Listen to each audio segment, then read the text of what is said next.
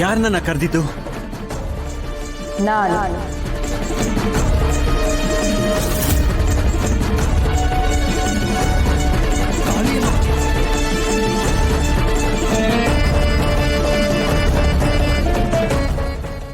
ಯಾರ ತಾಯಿ ನೀನು? ಆಚಾರ್ಯ, ನಿನ್ನನ್ನು ಅರಸಿ ಬಂದಿರುವೆ. ಆಶ್ರಯ ನೀಡುವೆಯಾ? ನನ್ನ ಆಶ್ರಯವನ್ನು ಏಕೆ ಅಪೇಕ್ಷಿಸುವೆ ತಾಯಿ? ನಾನು ಅಲಕ್ಷ್ಮಿ, ದಾರಿದ್ರ್ಯ ದೇವತೆ. ನಿನ್ನ ಬಳಿ ಕೆಲಕಾಲ ಇರಬೇಕಾದ ಸಂದರ್ಭ ಪ್ರಾಪ್ತವಾಗಿದೆ. ಅದಕ್ಕಾಗಿ ಆಶ್ರಯ ಕೇಳುತ್ತಿದ್ದೇನೆ. ಅಂತಹ ಸಂದರ್ಭ ಏನು ಅಂತ ತಿಳ್ಕೋಬಹುದೇ ತಾಯಿ? ಆಚಾರ್ಯ, ನಿನ್ನ ಹಿಂದಿನ ಜನ್ಮಗಳಲ್ಲಿ ಪರಮಾತ್ಮನ ಕೃಪೆಯಿಂದ ರಾಜ ವೈಭವದಿಂದ ಮೆರೆದೆ. ಆಗ ನಿನ್ನತ್ತ ಸುಳಿಯಲು ನಾನು ಸಮರ್ಥಳಾಗಿರಲಿಲ್ಲ. ಇನ್ನು ಕೆಲಕಾಲವಾದರೆ ಮತ್ತೆ ನೀನು ನ ಭೂತೋ ನ ಭವಿಷ್ಯತಿ ಎಂಬಂತೆ ವೈಭವದಿಂದ ಜೀವಿಸುವೆ. ಆಗಲೂ ನಾನು ನಿನ್ನ ಬಳಿಗೆ ಬರಲಾರೆ.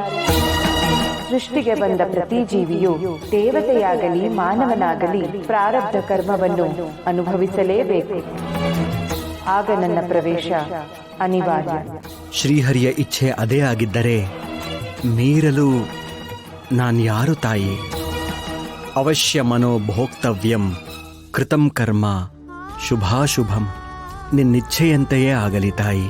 ನೀನು ತುಂಬಾ ಉದಾರಿ. ನನಗೆ ಆಶ್ರಯ ಕೊಡುವುದೆಂದರೆ ದಟ್ಟ ದಾರಿದ್ರ್ಯವನ್ನು ಆಹ್ವಾನಿಸಿದಂತೆಯೇ.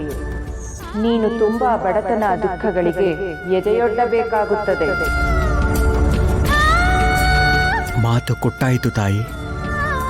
ಬಂದಿದ್ದನ್ನು ಹರಿಚಿತ್ತ ಎಂದು ಅನುಭವಿಸುವೆ. ಆದರೆ ಒಂದೇ ಒಂದು ವಿನಂತಿ ತಾಯಿ. ಹೇಳು ಆಚಾರ್ಯ. ಬರುವುದೇನೋ ಬಂದೆ, ಹೋಗುವುದು ಯಾವಾಗ ತಾಯಿ? ನನ್ನ ಮನೆಯಲ್ಲಿ ನೀನೆಷ್ಟು ಕಾಲ ಇರುವೆ? ನಿನ್ನ ಪತ್ನಿ ನಿನ್ನ ಪ್ರೀತಿಯ ಮುಂದೆ ಯಾವ ಕಷ್ಟವೂ ಲೆಕ್ಕಕ್ಕೇ ಇಲ್ಲ ಅನ್ನುತ್ತಾಳಲ್ಲವೇ? ಹೌದು, ಅದು ಆಕೆಯ ಶಕ್ತಿ. ಆ ಶಕ್ತಿ ಎಂದಿಗೆ ಕುಂದುತ್ತದೋ ನಿನ್ನ ಪತ್ನಿಯು ನಿನ್ನನ್ನು ಗುರು ಸನ್ನಿಧಿಗೆ